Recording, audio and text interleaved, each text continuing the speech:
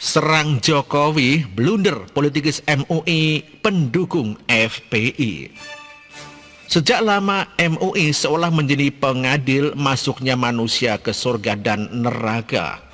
Kisah MUI sebagai ormas Islam merajai kekuasaan agama. Fatwa MUI menjadi hukum tertinggi.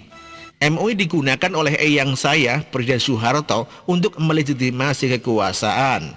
Persis sama dengan Wahabi digunakan rezim Saudi untuk memberangus keagamaan multi mazhab di Saudi. Zaman sudah berubah, MUI menjelma menjadi kekuatan keuangan, pengeruk fulus sertifikasi halal. MUI menjadi satu-satunya ormas yang bisa mengeluarkan fatwa, sertifikasi halal, termasuk penghalalan dan pengharaman aksi dan barang.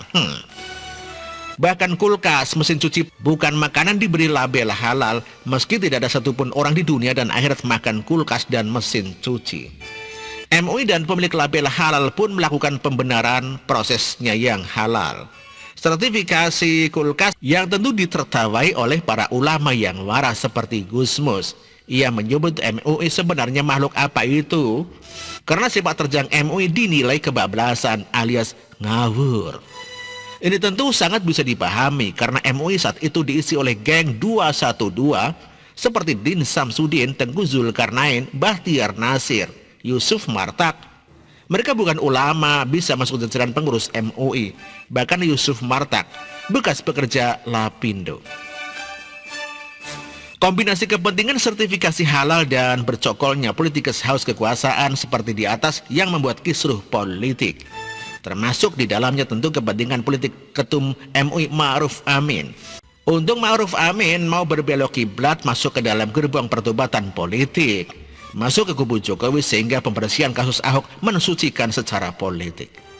Pasca Ma'ruf Amin seolah sudah tersingkir kaum politikus, namun senyatanya masih bercokol para politikus pendukung FPI.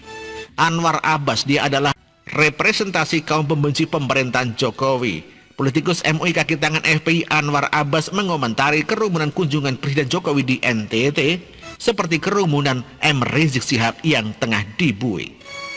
Anwar Abbas ingin menunjukkan kepada tuanya yang mendudukannya di dalam MUI bahwa dia tetap menjadikan perwakilan FPI dan kaum 212 setelah mereka terdebak. Maka menjadi tak mengherankan jika Anwar Abbas menyerang pemerintah.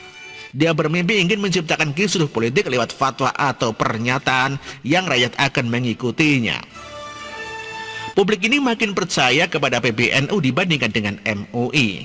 PBNU dan sebagian Muhammadiyah cukup menjadi penjaga marwah Islam dan keindonesiaan yang menyejukkan. Sementara MUI mengeluarkan pernyataan politik fatwa yang tak lain tak bukan hanya ormas. Legitimasi pemasan kehendak politik MUI melalui fatwa keagamaan sudah tidak laku. Rakyat dan pemerintah bukan kambing congek seperti pada masa 212. Kini 212 dan FPI serta para cukong sudah tenggelam.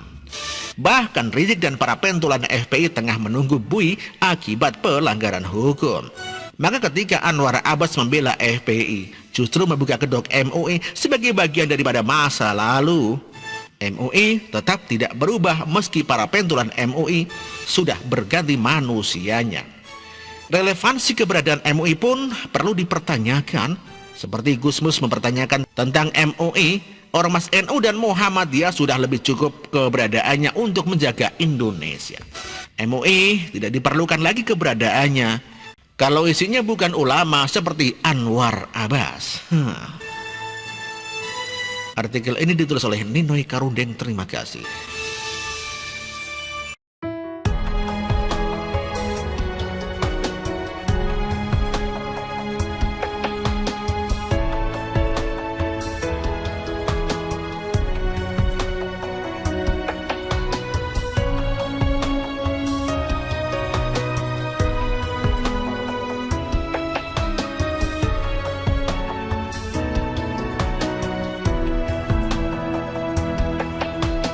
Bersih, jujur dan merakyat, berbuat demi masa depan kami. Sosok pemimpin tegas pemberani,